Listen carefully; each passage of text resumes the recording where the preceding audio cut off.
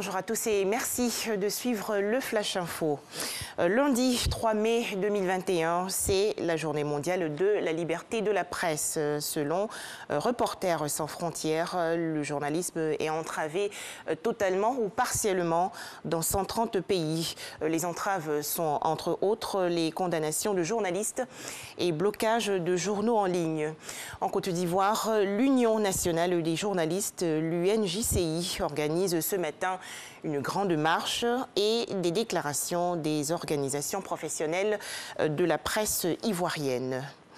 Toujours en Côte d'Ivoire, le lancement officiel il y a quelques jours des activités 2021 de la Maison de la Presse d'Abidjan.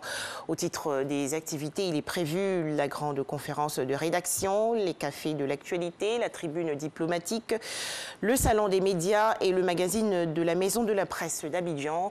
Le coût de l'organisation de ces différentes rencontres est estimé à plus de 120 millions de francs CFA. Le point, Astou Touré. La grande conférence de rédaction, le café de l'actualité, la tribune diplomatique, le salon des médias, le magazine de la Maison de la Presse. 5 grands axes qui meubleront les activités de la Maison de la Presse cette année 2021. Objectif, promouvoir le professionnalisme dans le traitement des informations et des actions de développement. Le coût de réalisation de ce projet s'élève à 122 500 000 francs CFA. La Maison de la Presse fait partie des organes institutionnels de l'UNJCI. Ce matin, vous avez assisté au lancement officiel de ces activités.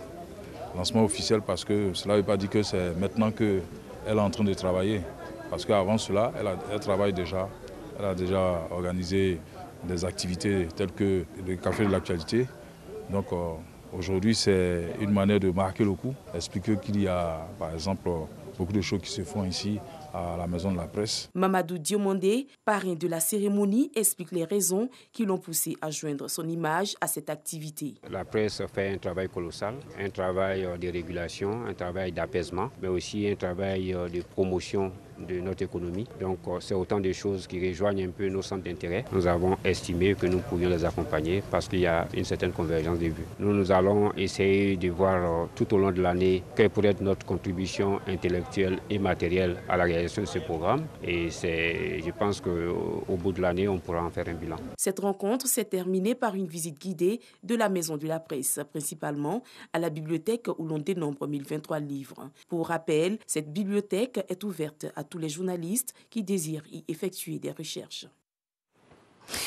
Comment mettre fin aux accidents de la circulation en Côte d'Ivoire? Le haut patronat des entreprises de transport routier a échangé récemment avec l'ensemble de ses délégués de l'intérieur du pays. C'était à Yamoussoukro, dans la région centre. Les détails, bien sûr, dans le journal de 13h.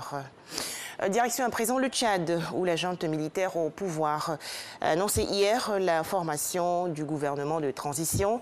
Il s'agit d'une équipe composée de 40 membres, dont 9 femmes.